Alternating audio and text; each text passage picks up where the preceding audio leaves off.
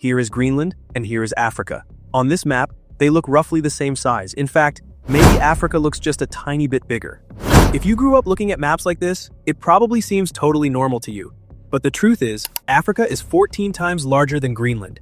14 times! That's not just a minor mistake. That's a massive blunder. And what's even crazier is that this distorted map is the exact same one most of us saw every single day in school. From classroom walls to textbooks, movies, the news, graphics, and even documentaries, our entire understanding of the Earth is based on this one map. It's called the Mercator Projection, and it's probably the most famous map in the world. On it, Greenland looks massive. Russia looks practically endless. Canada and Alaska look huge too, while Africa just looks, well, normal-sized. But when you actually fix the distortion, everything changes. The entire United States can fit perfectly inside Africa, and China too. You could even squeeze in most of Europe, and you'd still have room to spare. Africa isn't just big, it's overwhelmingly massive. Greenland, which looks like an absolute giant on the Mercator map, is actually only about the size of the Congo. Alaska, another giant on this map, is actually smaller than Libya, just one relatively smaller country inside Africa. So the obvious question is, if this map is so incredibly wrong, why is it everywhere? Why did we all grow up with it? Why do so many people think this is what the Earth actually looks like? To get that answer, we have to go all the way back to the year 1569. The Mercator Projection was created by a Belgian cartographer named Gerardus Mercator.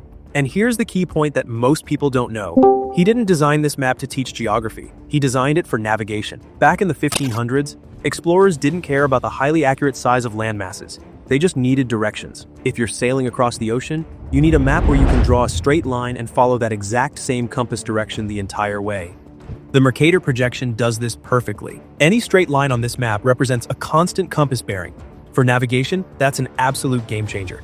But there's a major trade-off. The further away you get from the equator, the more the land masses stretch out, and near both poles, this distortion becomes extreme. Greenland and Antarctica become ridiculously large. Countries near the equator stay relatively accurate, while everything way up north or way down south gets totally warped. Mercator knew this. He completely understood the distortion.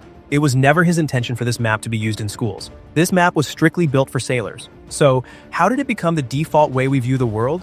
Once again, the answer lies in history. The Mercator map really blew up during the era of European exploration and empire building.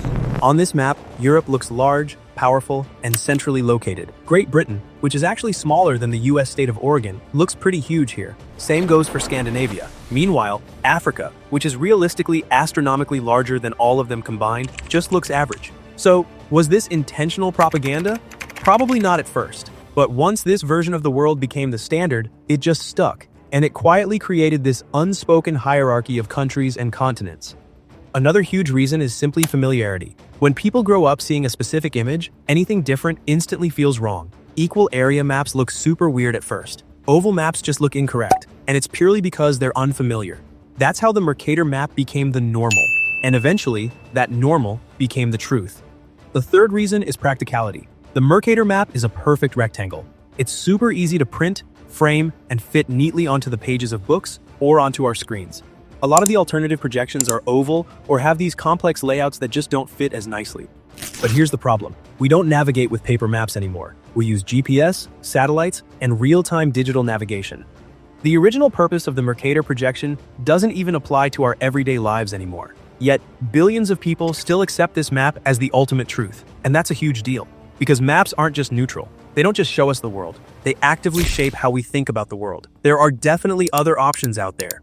Some projections, like the Geopolitics, show perfectly accurate surface areas. On these maps, Africa looks absolutely massive because in reality, it is massive. The only trade-off with this one is that the shapes get stretched out, especially right around the equator. Other maps, like the Robinson projection, try to find a middle ground. It's not perfect, but it's not terribly distorted either. That's exactly why National Geographic used it for so many years. More recently, the Winkle Triple Projection became National Geographic's new standard. It does a really solid job of showing size, shape, and distance as accurately as possible. It's still not 100% perfect, but compared to the others, it's vastly more accurate. Just remember, you literally can't make a perfectly flat map out of a spherical planet. You always have to sacrifice something. The real question is, what are you willing to give up? If you're going to hang a world map on your wall, it shouldn't be blatantly wrong. It should show the world exactly as it is, not how a 16th century navigation tool needed it to be. Because when you spend your entire life looking at a map where Africa looks tiny, where Europe looks massive, and where distances are wildly compressed or exaggerated, it completely alters your understanding of the world.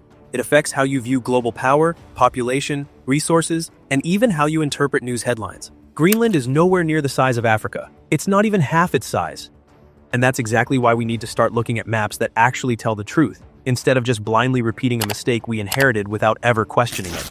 I'll be back soon with another interesting video. Take care of yourselves.